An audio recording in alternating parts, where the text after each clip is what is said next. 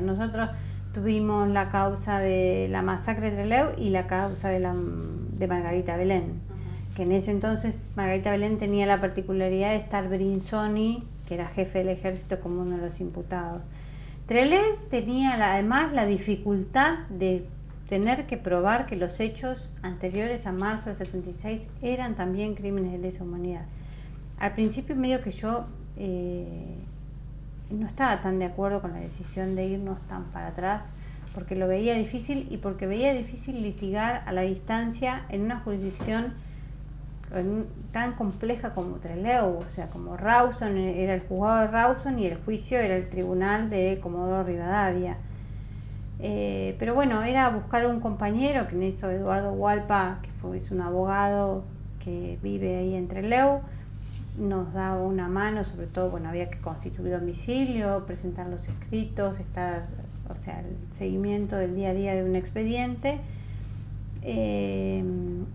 Y fue un juicio muy interesante porque tuvo mucho contenido documental. La prueba básicamente eran los testimonios de los 3 sobrevivientes luego desaparecidos, los documentos de aquella época que eran los del 73, lo de del ¿cómo se llama? El colectivo de abogados, que ahora no me sale, el foro de abogados del 73, que ahí ya se mencionaban cómo había sido la actuación, cómo surgió la persecución de los militantes políticos y el rol del Camarón en ese momento. Y bueno, los legajos de estos imputados, sobre todo, y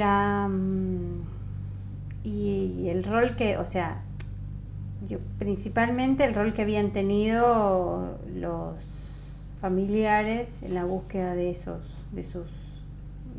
los familiares de las víctimas, ¿no?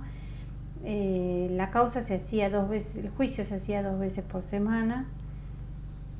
Eran audiencias, o sea, uno salía muy temprano, a las 5 de la mañana viajabas y estabas todo el día,